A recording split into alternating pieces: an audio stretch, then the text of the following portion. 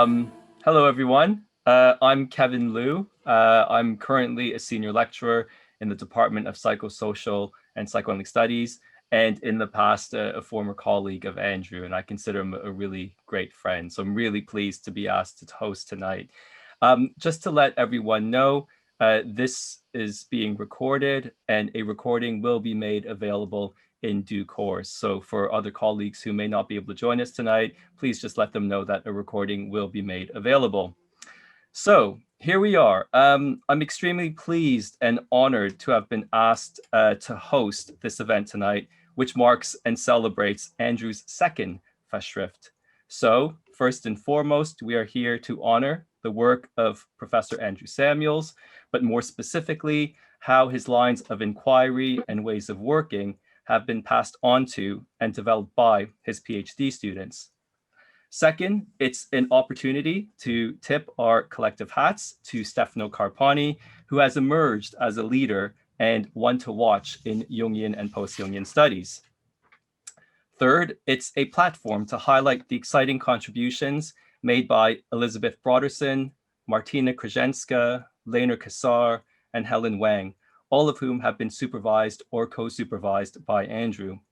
So we have a lot to cover in our allotted space of time. So I just want to summarize the key segments of tonight's event. First, I will start with some reflections and personal vignettes, and then I will invite Stefano to say a few words about his new designation of the Essex School of Jungian Thought. We will then hear from a small selection of Andrew's former PhDs, who will say a few words each about their experience of Andrew as a supervisor. Andrew, the man of the hour, will then provide some reflections and closing remarks. And of course, there will be some time for additional questions, comments, and reflections from our participants to end the night. Now, if you would like to purchase the book, let me just make sure I've got the right link, everyone. I've put a link to a flyer in the chat, and you'll also find a 20% discount code in the flyer as well. And just to note that the Kindle version is an affordable option around £30. So we will do our very best to stick to the order I've indicated, but as we all know, the best laid plans of mice and men often go awry. But let me begin tonight's festivities by sharing some personal vignettes about Andrew and Stefano, which I hope will then set the stage for our other speakers tonight. So in my preface, I noted how Andrew was keen to break any barriers to developing a real relationship with him. He didn't want me to address him as professor, and he wanted me to believe I belonged as a tenure-track member of academic staff and was ready to run the MA Jungian and post-Jungian studies 12 years ago. So it seems ages now, Andrew, that we've had that conversation. He became unofficially my academic mentor. He taught me how to navigate the politics of academia specifically and the minefield of a large organization more generally. He advised me on developing my research profile. Whether I listened or not is another conversation altogether, but he was there, he advised me, he opened doors, he provided opportunities, he put my name forward, all in the interest of helping a friend with very first half of life problems, but doing so in a very compassionate and understanding way. But not many people know the crucial role Andrew played in helping the then center achieve departmental status. And this is the story I want to tell tonight. This is the bit of gossip, if you will, I want to share. Obviously being very careful because I'm still under contract with my university. I won't go into specifics, but let's say that the center, once upon a time in its history, entered into a tricky period where its future was uncertain. When Andrew caught wind of this, he sprung into action, as we know Andrew does. I remember very clearly that he was not scheduled to teach that week, but it was important enough for him to make the 2-hour drive from London to campus. And then you have to think about the drive back as well. You get into traffic and it's a long night, trust me. But he did this to attend 2 key meetings over 2 days. He rallied the support required to change the tone of the conversation. He saw through with great clarity what certain actions were designed to do. And from there, he helped members of staff to frame responses that gave the various programs housed under the center a fighting chance. While others were proverbially caught in the headlights over the rapidly changing situation and the way it was turning. And that's no negative assessment on any of my colleagues. I would count myself in that camp. I was young. I didn't know what to do and was actually pretty scared. But Andrew was not shocked. At least if he was shocked, he didn't let it show. He stayed calm, of a fashion, the way Andrew does stay calm. He assessed the situation. What are our assets? What are our liabilities? He saw what was being done and what needed to be done in turn. He basically took the reins, and for those 2 days, he was in the driver's seat. He was the general. Now, Andrew will be the first to admit that his colorful character can make it challenging to work with him at times. But when this event occurred, I actually didn't hear anyone complaining. While the credit for turning the center into a department primed to admit the likes of Stefano Carpani and others among us here tonight, this honor, if you will, of changing the center into a department belongs to multiple individuals. And Andrew usually doesn't register in these conversations. But if you dig a bit deeper and look beneath the surface, you'll find the contribution of someone who led from the front, in the trenches with his colleagues. And there you will find Andrew Samuels. So Andrew, that's the vignette and story I want to share with you tonight. I still remember that, and that stands in my mind. So thank you. Much love to you. Now, this leads me to consider the type of people we let in to do PhDs, i.e. someone like Stefano. I remember reading his PhD proposal and speaking him via Skype before the days of Zoom in my capacity as Director of Graduate Studies before admitting him to the PhD program. And I could say at the start, he did make a good impression. I met him a few times at Essex, but I actually really connected with him when I was invited to lecture at the C.G. Jung Institute in Zurich, where Stefano was training at the time. I was astounded by his generosity, his time that he gave freely to me, his efforts to help me foster relationships and to build connections with others. But what I remember distinctly was the feeling of being around him. There was this amazing energy and forward trajectory that was difficult to ignore. He knew what he wanted to achieve and the route he needed to take to get there. Since that time, Stefano has done some pretty amazing things. Alongside Paul and Bernard, he has created this platform for the advancement of thinking in our field. He is the creator of the YouTube interview series, Breakfast at Kusnacht, which aims to capture the voices of many senior Jungian scholars and clinicians. And as we all know, this has been turned into a book.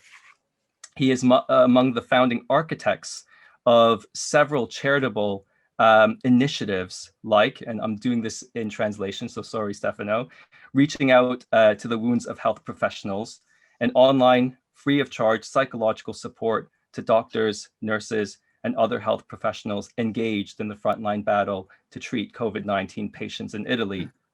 Alongside other colleagues, he developed a think tank called The Next Generation, dedicated to imagining, through ideas, projects, initiatives, and policies, a new Italy post-COVID-19. Stefano is a thinker, but he is also a doer. He creates, and it is through his initiative and dedication that we have the book we're celebrating tonight. So, without further ado, I'd like to invite Stefano to say a few words. Thank you, Kev. I didn't expect that. Before I will say a few words, am I blushing? I don't know. I hope my daughters don't see me blushing. Well, they saw that many times. I want to do something. Who cares about the schedule? We will be late. I'm trying something, and I want you, in usual Jungian fashion, to close your eyes. Every one of you, 77 people, close your eyes, breathe in, and enjoy this.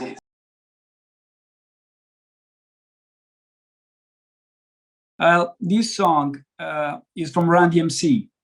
last year, when with Andrew at Psychosocial Wednesdays, we wanted to actually play a song. He asked me, play hip hop, play rap.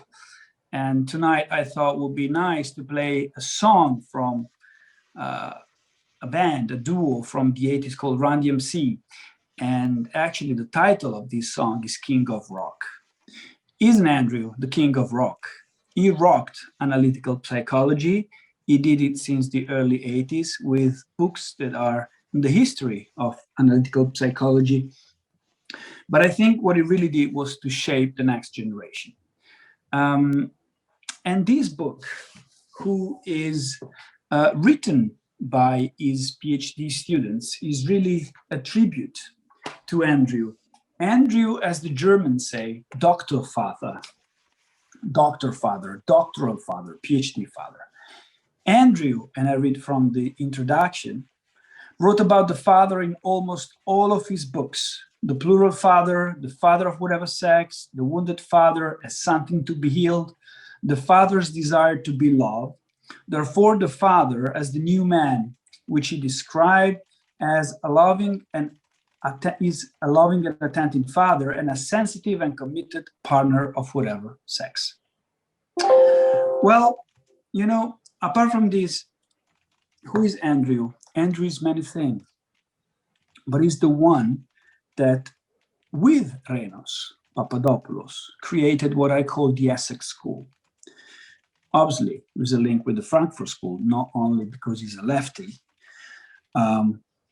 but is a type of school, is an example of approaching analytical psychology.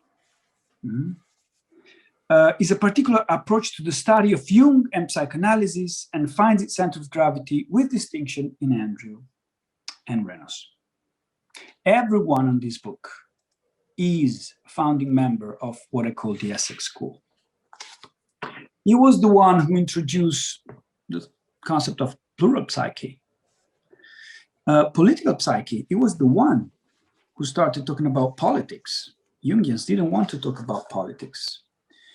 And I think he's the one also who suggested that within the microcosm of an individual and the macrocosm of the global village, we are floated by psychological themes, and that policies and politics embodies the psyche of a people. And he also reminded us that the founders of psychoanalysis felt themselves to be social critics as much as personal therapists. He mentioned Freud, obviously, Jung, Maslow, Roger, Peirce, and the Frankfurt School, Wilhelm Reich, and Fromm. He added that in the 90s, Susie Orbach, Kulkarni, and Frosch began to consider society once more. Well, I think we, Jungians, if we still want to call us Jungian, we have to look at the agenda 2050. What is going to be analytical psychology in 2050? I think we have to become more extroverted because, as Andrew says, as Andrew underlines, our approach can help politics and policymaking. And there are many other aspects that I will present this summer in Berlin and at the European Conference. We, in this book, are what I call the Neo-Jungians. As you know, Andrew wrote about the post-Jungians. And well, I think we should start looking at the Neo-Jungians. Who are the Neo-Jungians? I call those who use this new approach Neo-Jungians. This is an heterogeneous, international, and multicultural group of scholars who, on the one hand, base their work on the teaching of Jung and the post-Jungians, while on the other hand, have opened their investigation beyond analytical psychology. Therefore, the Neo-Jungians are able to balance the teachings of Jung and the post-Jungians with those teachings coming from other schools and traditions, both within and beyond psychoanalysis, in a mutual and plural enriching exchange. In fact, contemporary Neo-Jungians can be linked, although not limited, to relational and post-relational psychoanalysis, feminist psychoanalysis, the intersubjective approach, psychosocial studies, and cultural studies, to name just a few. We are presenting my new edited book, but I'm already working on a new one, which actually will come out by Routledge at the end of this year. The title is The New Ancestor. Well, Andrew, when endorsing my first book, Breakfast at Küsnacht, asked, who are the new ancestor? They're not Jung, von Franz, Fordham, Hillman anymore. So my question is, who are the new ancestor? Well, Andrew for sure, and his generation, Verena Kast, Tom Singer, John Beebe, Ursula Wirtz, P.S. Kogeman, Mary Watkins, and so on, so on, so on. What to add? Something personal. Andrew and I met in April 2016. I didn't know him. I hadn't heard his name. I was invited to join a lecture he was giving in Berlin. I was supposed to stay there a couple of hours and then to go back to my family because we had plans, but I couldn't. Something happened. There is a song by The Cure, which is a band that I love so much. It's a song called Strange Attraction. Well, that happened. From a Jungian point of view, you could say it was synchronicity. That day, Andrew was talking about how to choose a therapist and polyamory. I don't know how the two things go together, but somehow they do. Well, I ended up spending the full afternoon, we chatted, and after a couple of months, I asked him if he was available to become my PhD supervisor. I had just started my training in Zurich. And this is how our relationship started. It was a very serious, profuse relationship until he retired. It became a friendship since he retired. I owe him a lot. He helped me to write academically. He helped me to actually repair my memory of great difficulties when I was a student at Cambridge University, when I also felt depressed and couldn't wake up in the morning because it was simply too fucking tough. He helped me to write, and he pushed me in a very nice, soft, and gentle way to give the best, to honor what I do. Now,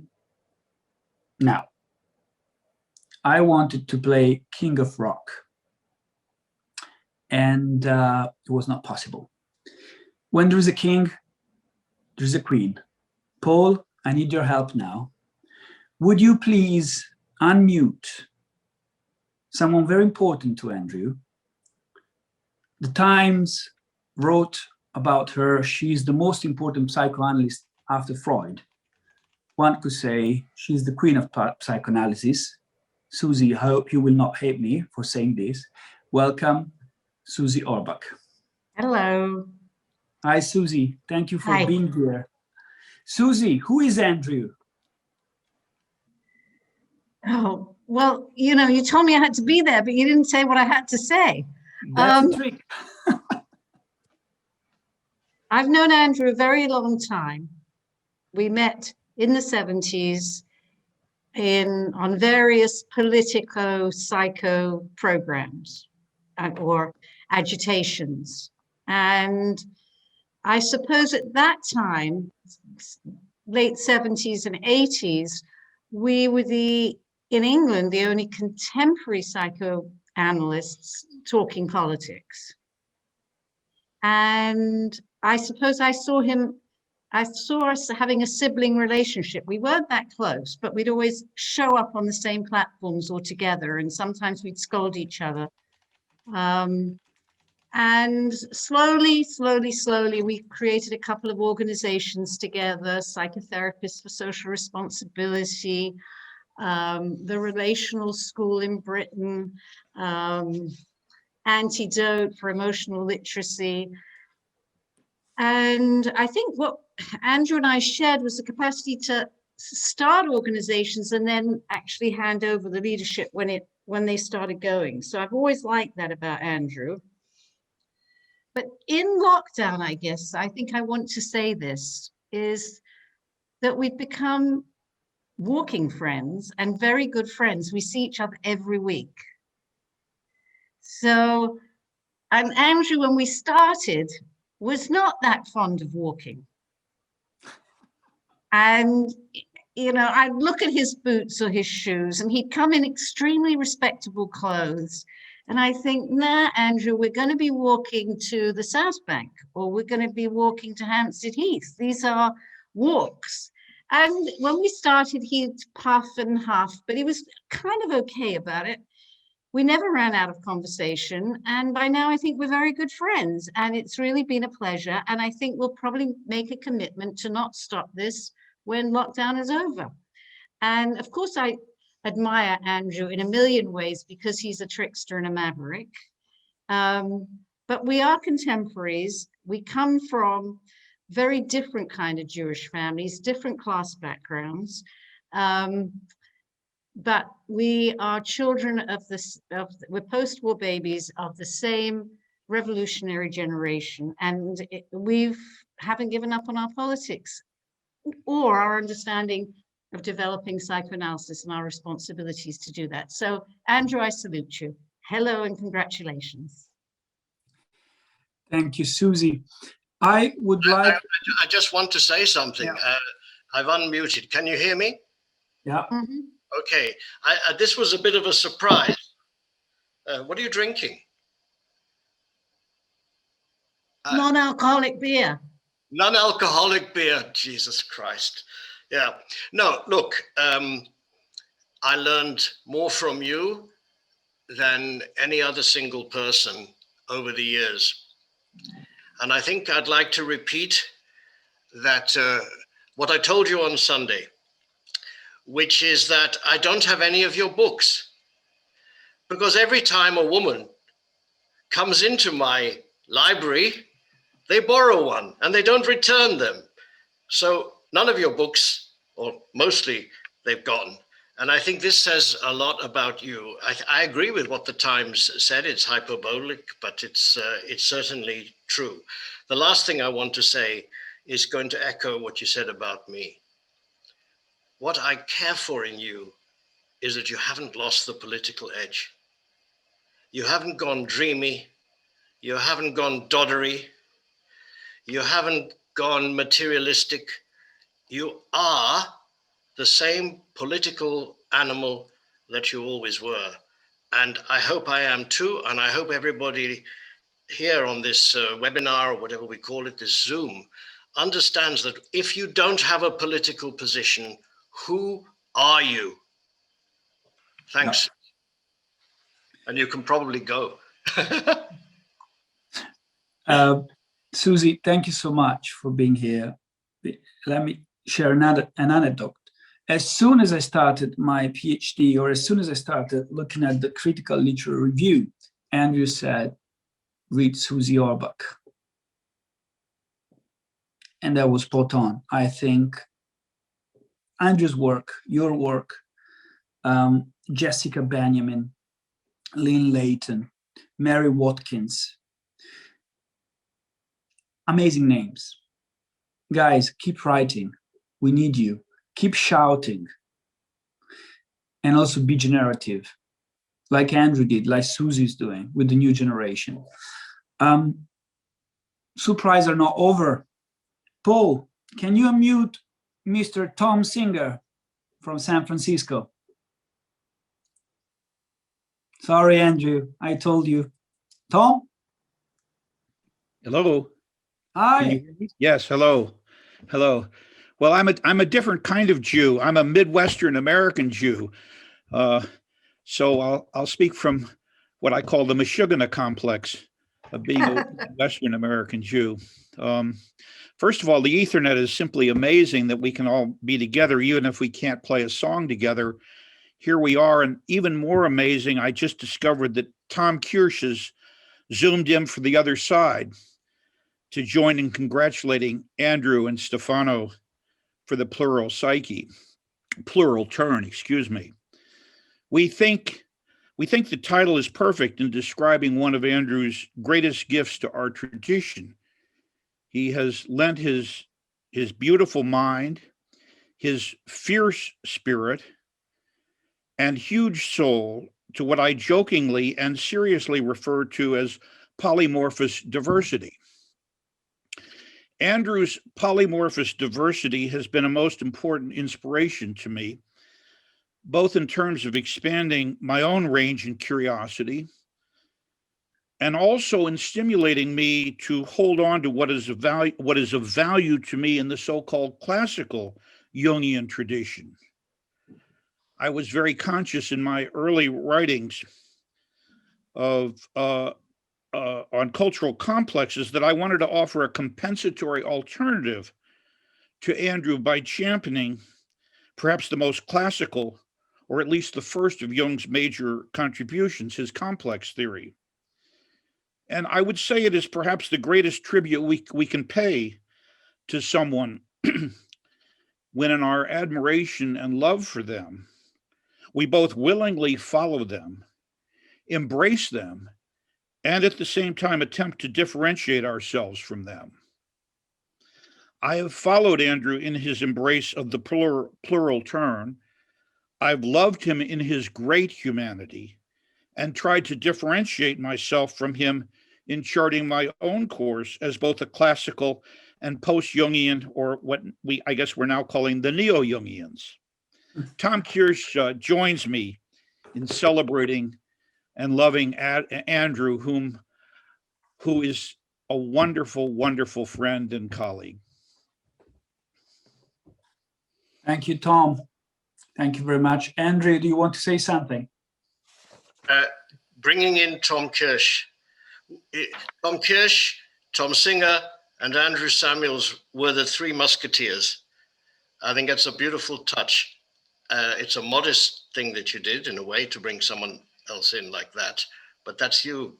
It's beautiful what you said, and we'll have a phone call and go over it all.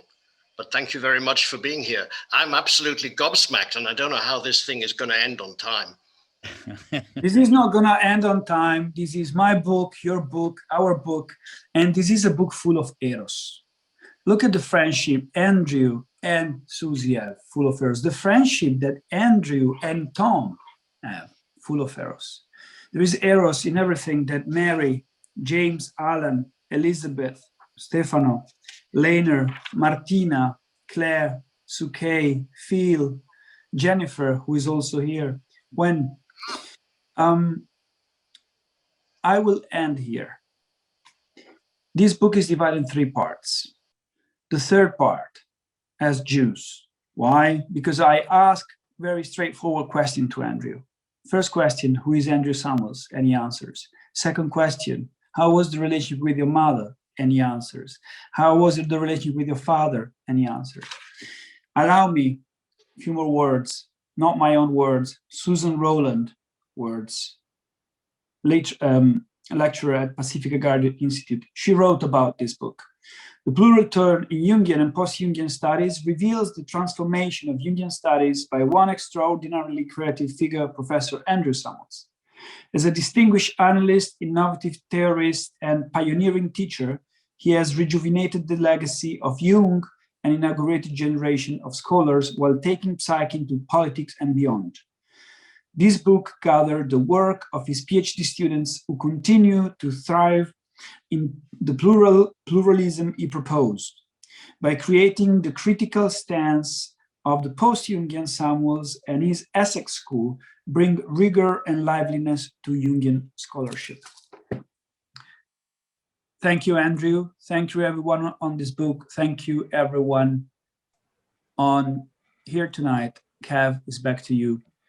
Great, thank you, Stefano. Thank you to our surprise guests who have come tonight to say a few words and to honor Andrew and his work. So thank you very much. Now, as much as this book is about Andrew and Stefano, it's also about his PhD candidates, the rising stars. And again, if you dig deep enough, you will find that behind many of the careers of many prominent psychosocial, psychoanalytic scholars, Andrew's there. So I just want to start off with some of the students or former students we've invited here tonight to say a few words about their experience, of being supervised with Andrew and any other reflections and gossip that they might have. So without further ado, I'd like to start with Dr. Elizabeth Brodersen. Hi, Liz, how are you? All right, thank you.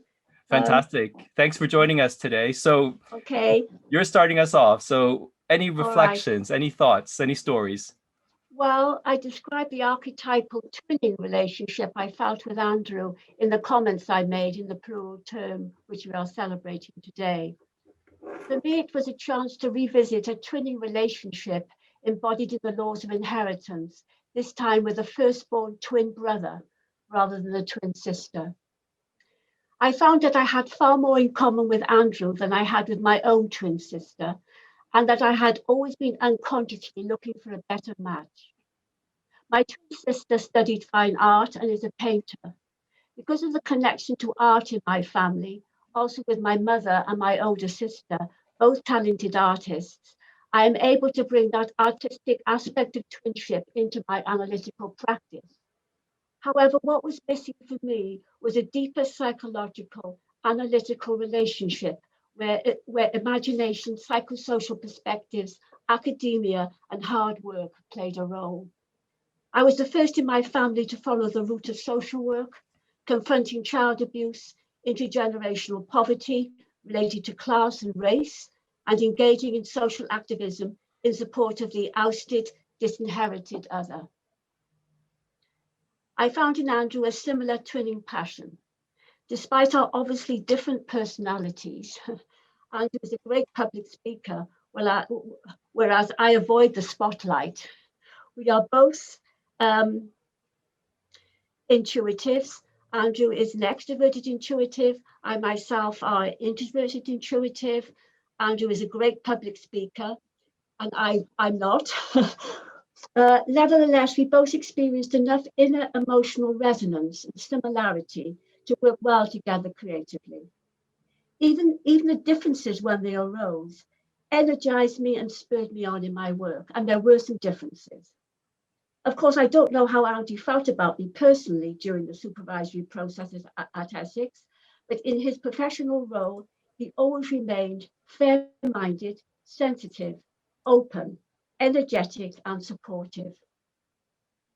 I want to thank Andrew for his kindness and tolerance towards me, always giving me enough space to follow ideas, as well as offering me the containment and the well-timed constructive criticisms to bring my PhD to fruition. For me, he was the best possible twinning match as a supervisor for my doctorate. I think it was a twinning relationship, which was so important to me, to find an older twin brother rather than an older twin sister.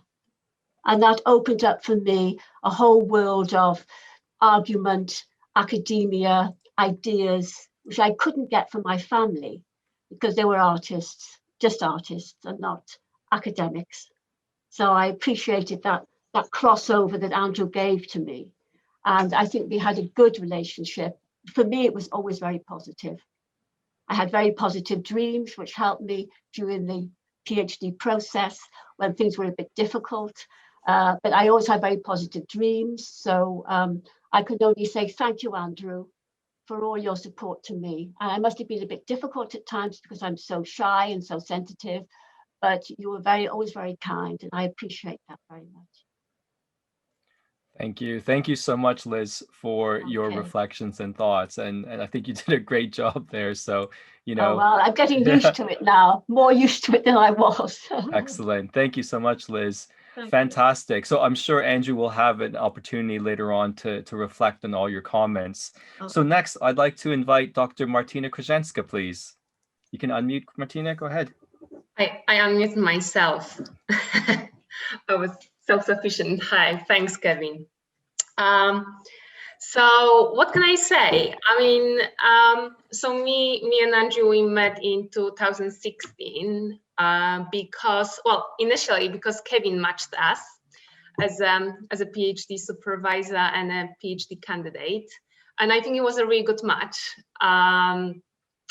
And since then, I mean, probably it will not be very surprising if I say that Andrew has been the academic father figure to me, and I'm aware that not only to me, probably to many of us also here in this Zoom meeting. And when I say academic father figure, I don't only mean academic support, which is obviously very important, and it's very important that a PhD supervisor can provide this academic support, but I mean something much more important, which is emotional support. And I think having this constant belief in my PhD work, and I guess some of us here know that trying to write about just one topic and focusing on one topic for 3 years, when we all change and many things change, can be extremely difficult, and very often, and that was also true for me, without our work and importance of this work. That's why it was so important to have somebody who believed in my work, and even if I sometimes doubted it. So I'm very grateful, and I think that's something that actually helped me to go on, and my research to be carried on throughout 3 years of my PhD. One thing I was trying, when I was thinking about what I can say today, to kind of also make it personal, and I was thinking about one thing that really made a huge impact on me, and I reminded myself one thing that Andrew told me. Andrew, you may not remember that, but I remember very well. So in one of our meetings, Andrew said that as a woman, as an academic, as a female academic, I have to be even more careful when it comes to thinking about my research, and being even more powerful, even more confident when it comes to, for instance, describing my PhD, my research. And that's something that I think at the time I wasn't really sure about that, but now I understand how important it was and how important it is. And I think it's something that will stay with me for a very long time. And that also, I think it really shows how Andrew practices what he preaches, and that his engagement with social and political aspects of both psychotherapy and the academia actually is also visible in his work with PhD candidates, with his students. And I think it's something that has a really huge impact on all of us. And it definitely did have a big impact on me. And it's something that I keep thinking about even now in my current job and whatever I do. And thank you for that. I mean, it has a huge impact on me, and it was a very powerful message, in the same way as you, Andrew, believing in my work, and also helping with so many things. It was a very holistic approach to supervising PhD candidates, because Andrew helped me not only with my PhD, but also choosing my psychotherapy training that I'm doing right now at the Tavistock Clinic, with publishing my book. He wrote so many references for me, I can't even count them. So thank you so much for that. And also, I'm very happy to be here. It's so great to, I mean, I can see so many familiar faces, and I just realized that probably meeting like that wouldn't be possible if not pandemic, really, because probably we wouldn't have this meeting. Probably we would have a meeting at the University of Essex, maybe, or somewhere in London, and many of us couldn't maybe join. So thank you so much for organizing it, and it's good to have a sense of community and reunion, really. Thank you. Great. Thank you so much, Martina. Lovely words.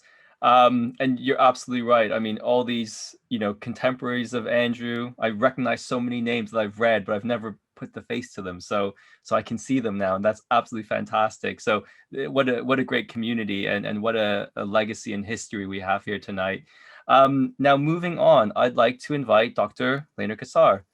Go ahead, Lena. Hello, everybody. Nice to see you, Kevin, again, after so many years. Anyway, I was thinking what to say before this webinar started. My relationship with Andrew, I think, started around 2008.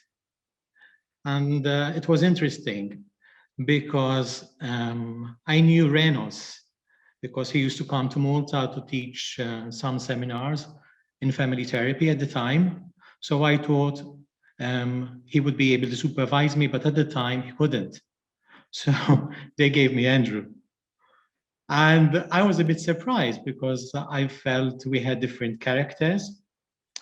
Andrew and I thought we would make a very odd couple, because Andrew is all about the future, pushing boundaries, politics.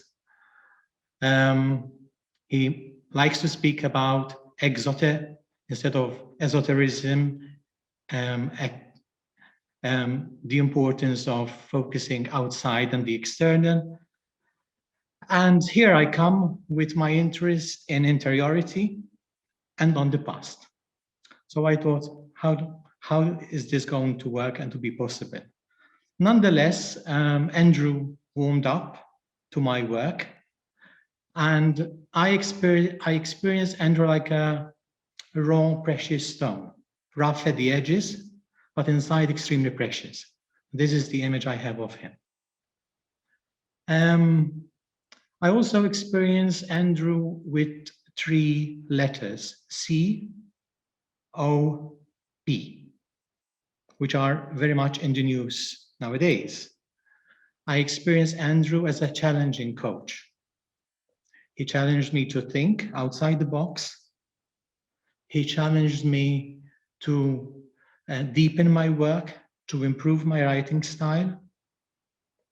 However, as well, he challenged others and he defended my work in my yearly kind of examination meetings with other supervisors, and I really appreciated that. I experienced Andrew as open, as I said, even though my work is a little bit different. However, he was open to the interest in the past.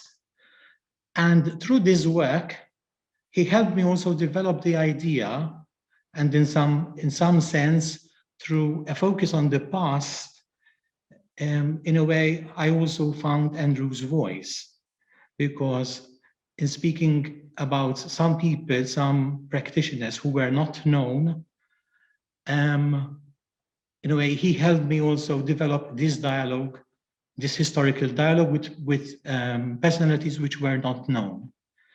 And to some extent, Andrew liked and encouraged us to be promiscuous as Jungians, that is, to dialogue theoretically with other schools of thought. And in my work, this is what I was trying to do, to dialogue and to deconstruct active imagination together with a different French approach. So I felt that in this way, Andrew was also helping me and encouraging me to open this work to a different audience. The last letter is prospective. He had a prospective attitude. He saw where my work could arrive. And in fact, he helped me develop one approach. I deconstructed the classical approach of active imagination, and he helped me create a new methodology, which I call Jungian imaginative movement therapy, in which active imagination can be practiced relationally using the visualization modality. And I think I owe this to Andrew, because he saw, he believed that this could lead somewhere. And as you know, Andrew likes to challenge, to see things differently, and to deconstruct. So again, these are the 3 letters which I chose for him. Yes, like a cop, he offers security, and also, of course, he can evoke a sense of security, but also in the beginning, I felt a little bit daunted by him. However, I also appreciated one thing. Till I think the 4th year, I kept referring to him as Professor Andrew, and he was all the time insisting to drop the professor. And I really appreciated his humanity. I really appreciated his willingness. As a distance learning student, I would come to Essex. Sometimes he told me kind of to make a shorter trip to come to London. I appreciate his informality, his relaxed style, where we could talk. I remember once opening his door and his dog, Bomba, he mentioned the barking dog in the beginning, kind of coming to greet me. And I also remember one important episode which touched me. Andrew was very much, when you ask something, he would answer you almost immediately, especially towards the end. And at one point, I think he was in Greece and he had an accident. I don't know, I don't remember, but definitely he was injured, and he still was answering me and writing me and correcting my work and telling me how to improve my work. So in that moment, I saw Andrew's big heart, sense of stamina and resilience. So not only kind of I remember Andrew, and I'm very thankful because of his vision that he could see where I can arrive, but I also saw and appreciated his humanity and his big heart, for which I am forever grateful. I am also would like to thank Stefano for his great insight and initiative and creativity, and also for his idea to bring us all together to honor such a great master. Thank you, Andrew. Thank you, Stefano. Thank you, Kevin. Great. Thank you, Lena. Thank you so much for your very generous and lovely and touching words. Last but definitely not least, I would like to invite Dr. Helen Wang. Helen, go ahead, please. Hello, everyone. Okay. So I have to admit, as a Chinese woman, working with Andrew was quite challenging in the first place, because Andrew is so authentic, so straightforward, which is quite uncommon in our own culture. So for me, I spent a long time to get used to work with him. And during the process, I think first, the most important thing is that Andrew really taught me to know what is critical thinking. It's kind of like a cliche, but before I start to work with Andrew, I thought I knew what is critical thinking. But then Andrew explained it to me. This is quite a complicated process, but by the end, he said, just being independent.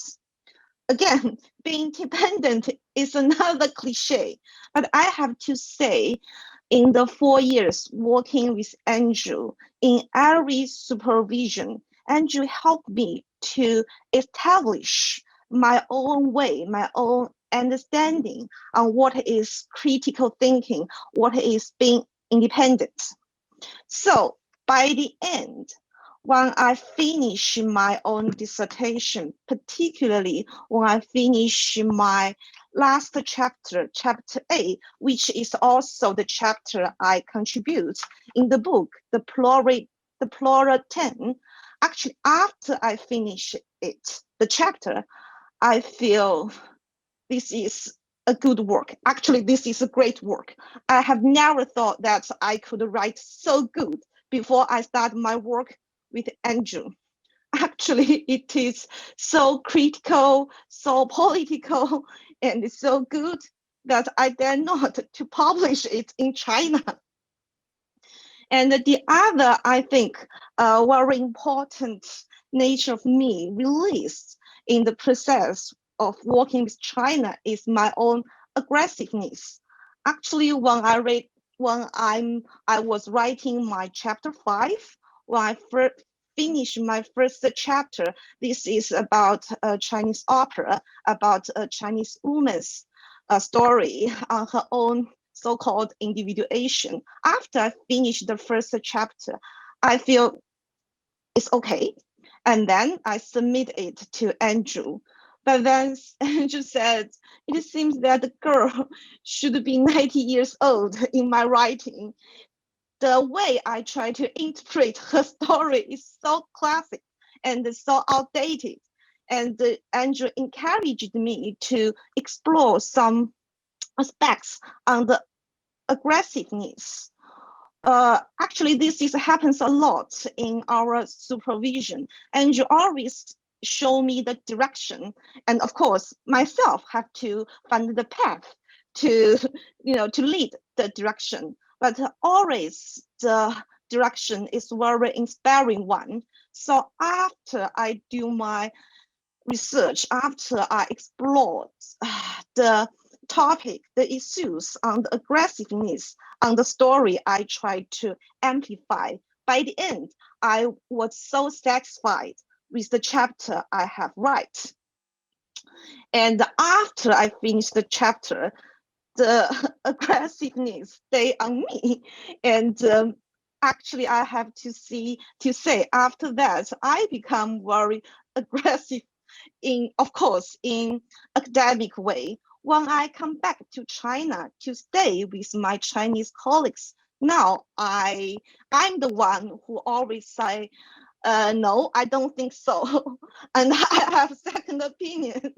So it makes me not so popular as before.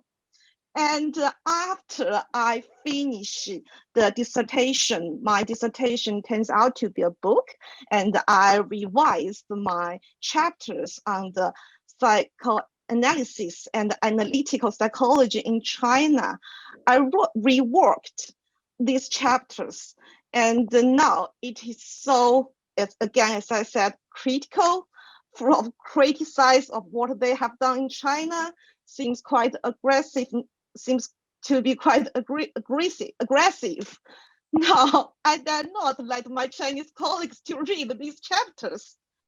So I guess this is quite transformative process for me to working with Andrew, because I guess this is a process I gradually found my own voice with the assistance with Andrew. And I don't care about others' opinion as before. So for me, still, I have to say, as I already said, Andrew is the most inspiring teacher I have ever made.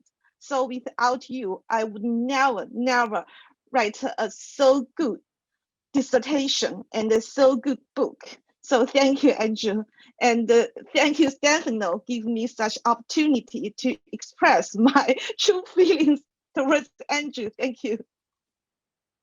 Right. Thank you so much, Helen. And, great words. And I'm sure many people here have those same sentiments, but obviously such a special relationship for you. So thank you so much. I'd like to hand over now to the man of the hour, Andrew Samuels, to say a few words and just to reflect on some of the comments made tonight. Andrew, go ahead, sir. Thank you. I appreciate everybody who's contributed, and I also appreciate the faces I see who could have contributed, but we couldn't include everybody, I guess. I particularly want to say something about Kevin Liu, with whom I did a lot of co-supervision of PhDs. I think only one is represented here because maybe the others haven't finished yet, Kev, I don't know. But this was a great experience towards the end of my time at Essex. And I would say that Kev was my Essex buddy. And I'm terribly pleased that he's been the compere for this evening. He has a fine mind. He's a brilliant lecturer. I mean, truly brilliant lecturer. And he is not stuffy or boring or that kind of academic at all. So thank you, Kev. Stefano is actually in some ways one of the most interesting figures, that he shoots across the heavens like a comet. He has a book for every day of the week almost, and they're good ones. They really are. And I owe him a lot, especially with regard to this second festschrift. It's really been something. So I'm not going to comment directly on all the other speakers, but I wanted to say something about those two guys. Now I would like to try to say something that will be of interest generally. When Renos and I started PhDs at the University of Essex, we decided that they would not be clinical PhDs. They would not be clinical psychology type doctorates, not PsyDs, nothing to do with practice unless the candidate wanted to do it that way. this was a brilliant idea, but it also caused a difficulty, which is what I want to talk about.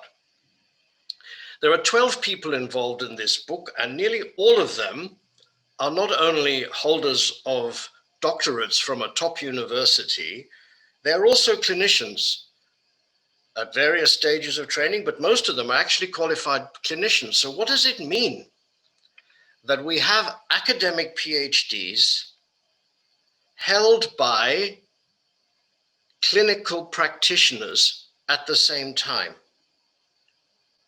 Is it a good thing? Is it a bad thing? I don't know, but it's something that we need to discuss, and we haven't discussed it enough.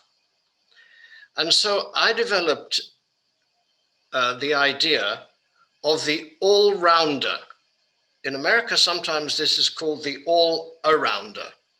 In cricket, it's somebody who both bats and bowls. In baseball, it's somebody who both pitches and hits. Now, the question is, can an all-rounder really be as good as somebody who specializes in one or the other of the two options? In other words, can a clinician who is also investing her life in an academic track, a PhD, can she ever be as good a clinician as somebody who is not held back or diverted or preoccupied or has her energy sapped as somebody who is doing nothing but clinical work? And what about academics who are clinicians as well? Are they really going to be top of the line scholars? How can they be? They have practices, they have preoccupations that come with practicing. So the all-rounder, the one who is both academic and clinical, may have to live with the sad and difficult fact that they are not as good as any one of those two things as many people they know. Not as good therapists as therapists they know, not as good academics and scholars as academics and scholars they know. What I'm trying to do at the moment, as I reflect on my years, is to say this is an invitation to a kind of good enoughness, that the all-rounder who is both clinical and academic will never be more than good enough. And that's a very good thing. Why? Because clinical perspectives bring something to academic life, and academic rigor and scholarship changes the nature of the clinical encounter, especially the therapist's relation to theory. This is not a plea for modesty. It's a plea for understanding that bothness, all-arounder, brings something important with it. I'd like to broaden this from the field of academics and clinicians to say something about the relation between emotion and thinking. You see, out there in the world, and it's still true, we have two horrible, insulting projections. Academics don't feel. Clinicians don't think. But the good enough all-rounder destabilizes and challenges those extreme projections. And I think this is very important. Why? Because, as I say, it has something to do with more than the university clinical field. It's got a social aspect to it, that people can have heart and head, that it's worth it in society and in culture to try to inculcate the bothness of being an all-rounder between rational and less rational, between intellectual and emotional ways of being in the world. Now, this social observation which comes really from the university, actually, because the clinicians come to the university to do doctorates, and that's what we're talking about this evening. This is an expansion of the social role of the university in the direction of changing the definition of knowledge. And I think there are many other academics, not just me, who are engaged in this. I think Susan, who is here, if she's still here, is another person who is thinking about that, and she's not a clinician at all. I'm not as good an academic as Susan, and that doesn't matter me one bit. So to pull it all together, thank you. I wanted to say I can die happy, but the problem with an event like this is it makes you feel you're already dead. But thank you for that too, because living through a pandemic, as we all are, means that the topic of the day is death. And so I'm very happy that it comes to my mind now. Thank you very much. I don't know what happens now. I expect we discuss things, but I really love people who are not terribly good at either of two possible alternatives, but are good enough at the mélange of the two, and that's what I call the good enough all-rounder, and there are a hell of a lot on the screen right now. Thank you. Thank you, Andrew. Thank you so much. You know, we're going to enter our question period, but just briefly, a big thank you to you for your knowledge, your body of work, your generosity, and yeah, you know, let's stave off Thanatos for a bit longer, my friend, and stick around, because I still need to see you in London for that drink. And thank you to all our contributors, Helen, Martina, Laner, Stefano, Liz. Thank you so much for joining us. We're going to open it up now to our colleagues for some comments and questions. We are over 3 pages, so the best way to do this, if you could either use the raise hand function, if you can find it, or equally, just in the chat, if you type in, let's say, WTS, want to speak, or some variation of that, I will keep track of this and I will do my best to keep a running order. So I'll open it up now for about 10 to 12 minutes to our colleagues.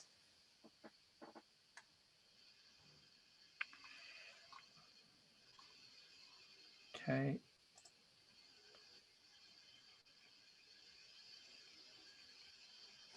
Kev, while people write questions, or maybe you can look into the chat if we have questions in the audience. There's also someone else. It's not a surprise anymore, Andrew. Surprise are over, but I see Mary Hadenbrook. Hi, Mary. Thank you for being here. James, Alan, Anslow, thank you for joining us. And I also see Jennifer Swan. Thank you very much. It's lovely to have you here.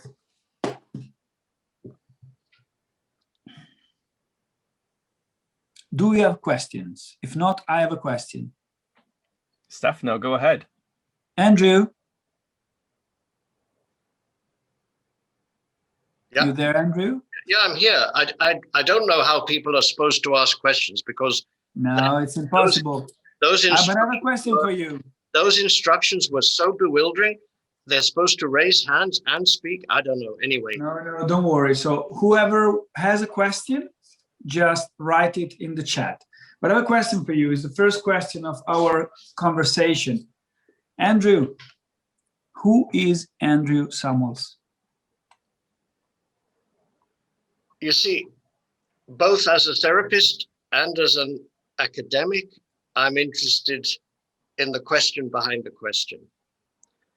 And the question behind the question is about my coherence, my integrity in the sense of united kind of person, and so on. And I think I do have some problems about knowing who I am. As some people here know, I have no degrees. And I spent a long time on a webinar to Brazil last Saturday, telling people it's easy relatively to get qualified. I mean, it's not if you don't have money, if you don't have the right kind of background, but broadly speaking, it's easy to get qualified. How difficult it is to get unqualified. How to de-skill, how to unskill. I mean, I've lost count of the number of people in clinical supervision where the conversation is about unskilling, putting aside what you learned. So for me, realizing that I am extremely uneducated guy, especially when it comes to philosophy, this is a really important thing. Does it mean I idealize universities? Well, maybe I did when I started. I certainly fucking didn't by the end, believe you me. Nevertheless, it's part of this. It's part of what I think your question has lying behind it. And I don't think I can be the only one here. I'm very insecure intellectually, and I'm equally insecure clinically, because so much of what I was taught in the SAP, Society of Analytical Psychology, is so difficult just to adopt uncritically today. That's my answer to your question. But I think the hosts need to explain to people how to ask questions, because I don't think people got it. People can write question in the chat box. Kev, there is a question from Alan. I'm not sure if the question is for Andrew or for myself. Yeah, I think the question's for you. So just to note, Andrew, several colleagues here said they heard you speak online to Brazil, a Brazilian audience recently. So just sharing their appreciation to you, and they're here tonight as well. And we've got a question and comment from James. James is very proud to have contributed to the book. And I think this is for you, Stefano. He's very interested in your distinction between, your new distinction of Neo-Jungian, and how do we differentiate that from post-Jungian? And there's a second part of that question, is perhaps just to reflect a bit on the difference between cross-disciplinarity, interdisciplinarity, and transdisciplinarity. Oh, we could stay here all night. Well, I will not dig into the post-Jungian because Professor Andrew Samuels will be able to do better. The Neo-Jungians is my generation. First of all, is in terms of age, those under 50. Andrew was so good last week in Brazil to say there's a new generation coming up, you know? And analytical psychology, maybe even psychoanalysis, has a problem with youth. If you're not 50 plus, 60 plus, it seems you have nothing to say. Well, that's bullshit. Because the people, the under 50 contributed here, all those also over 50, have something to say.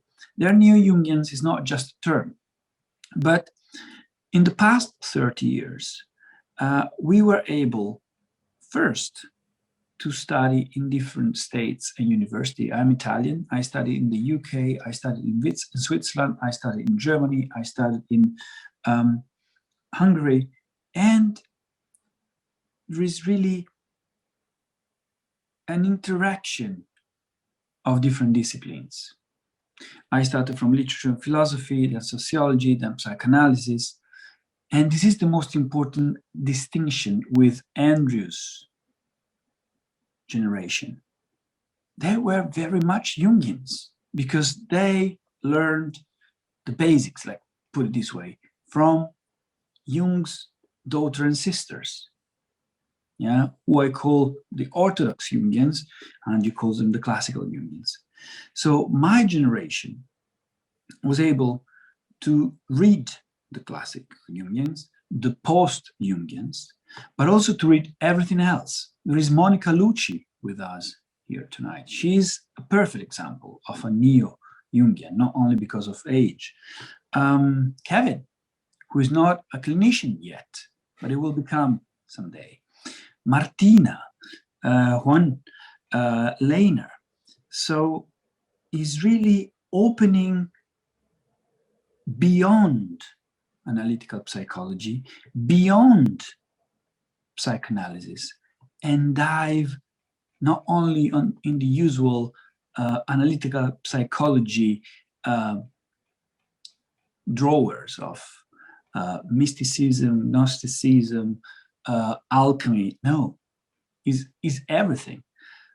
This for me is the difference, but I said it before, you know, Neo-Jungians are able to balance the teaching of Jung and the post-Jungians with those teaching coming from other schools and tradition, both within and beyond psychoanalysis, in a mutual and plural enriching exchange.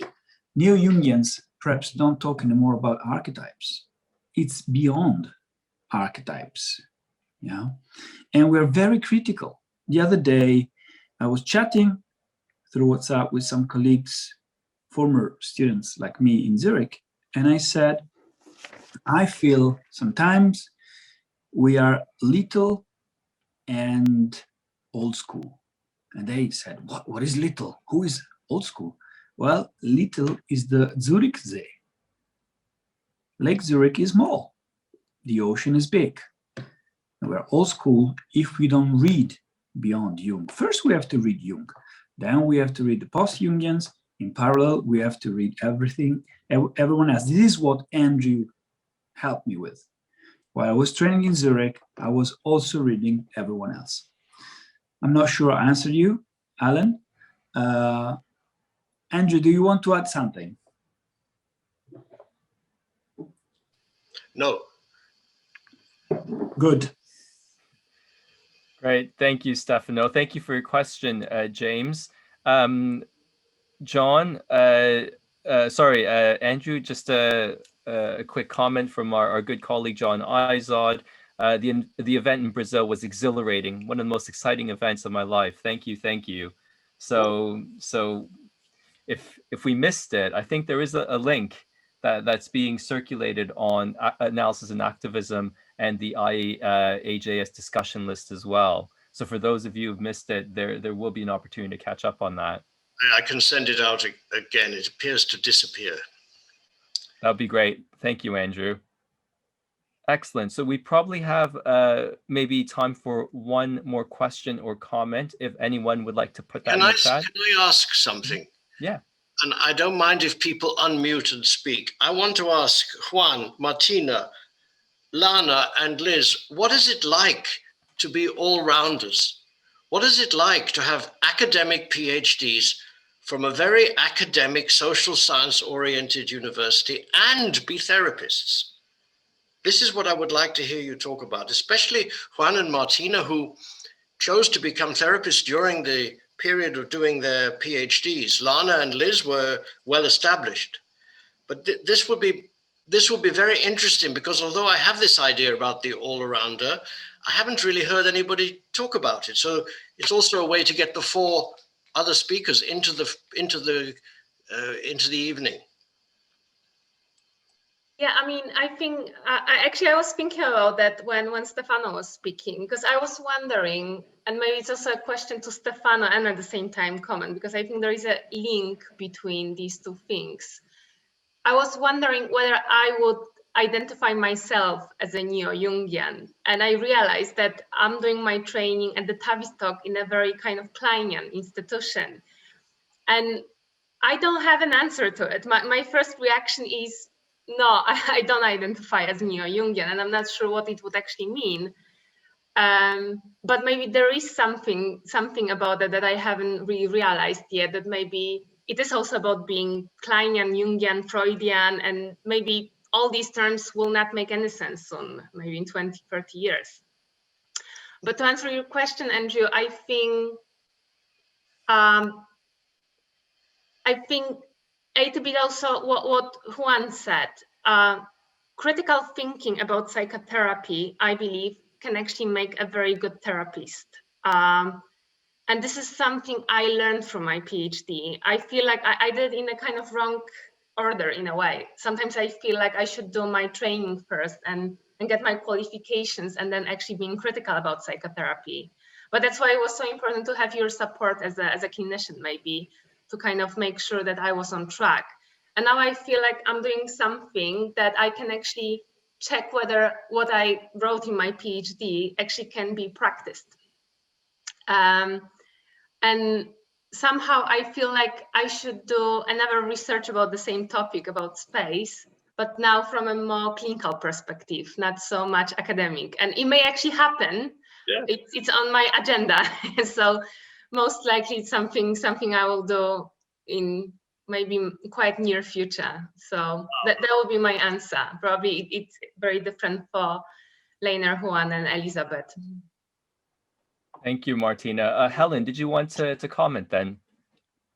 Okay, actually, before I applied for my PhD, I had already worked in a hospital for 5 years, and I worked very hard in our hospital. So before I applied my PhD, I have already have 5,000 hours of clinical practice, and I realized that I got a lot of raw materials, a lot of stories, many emotional or the feelings I get from my patients, and it makes me feel actually back to that moment, I feel that I'm in a chaos.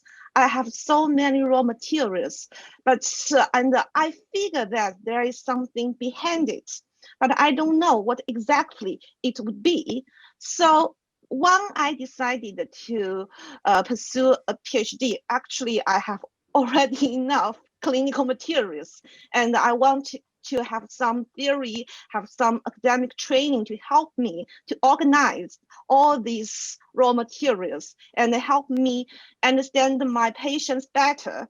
So in my PhD, I have write a clinical case study. Actually, both the case was from my past work, and actually both of them are the failure in my work. But during my study, I feel that it's a good opportunity for me to process what happened before in my clinical work. And after I finish my PhD, I feel I get a better understanding, not just to that 2 cases, but also to my other patients. Back to what I worked them in China. And then now, after I finish my PhD, currently I have get trained in the SAP, try to be a psychotherapist in UK. And I realized that when I attended our seminars or our group supervisions, what I have learned from my PhD and what I used to process from my old cases helps me to get more deeper understanding and contributes my own thinking and my own understanding in my current seminars and group supervision. So I guess these 2 processes, for me, the clinical part and the academic part, both of them are very important. So it is very difficult for me to imagine if I lost one of them, what my career or what my life would be. Thank you so much, Helen, for your reflections. Now, everyone, we are approaching the end of tonight's festivity. So I just want to take this opportunity again to thank from the bottom of my heart, Andrew Samuels, for everything that you've done for me personally, for our PhD candidates at Essex, but for the field in general. So thank you so much, Andrew. And I want to thank all our attendees tonight and all our contributors. And I've just got 2 final announcements to make before we sign off tonight. So first, just to let you know that Professor Renos Papadopoulous will be the next speaker on the Psychosocial Wednesdays series, and that's on May 12th. So just mark that in your calendar, and let's continue with the Essex tradition with Renos coming on May 12th. And a final note, and a very positive note to end on, Paul informed me that this is the 1-year anniversary for Psychosocial Wednesdays. So I really think, alongside sending our love and thanks to Andrew, to all our contributors, as a collective, we need to thank Bernard, Stefano, and Paul for creating this space. So I don't know, Paul, if we want to unmute for the applause. We could do a virtual applause, but I think that sentiment is there. So thank you so much. Thank you so much. We'll use your applause to stand for all. Excellent. everyone, it's been an absolute pleasure to see you all tonight, and we hope to see you again in future. All right, Kevin, one more thing. Yes. Buy the damn book. I have 3 daughters and a lot of expenses. Buy the book. The Kindle is cheaper. Buy the Kindle. If you're rich, buy the hardcover. Use the 20% discount offered by Routledge. Till the next book. Oh, Thank you, Ciao, everyone. Andrew. Good night. oh, ciao, everyone.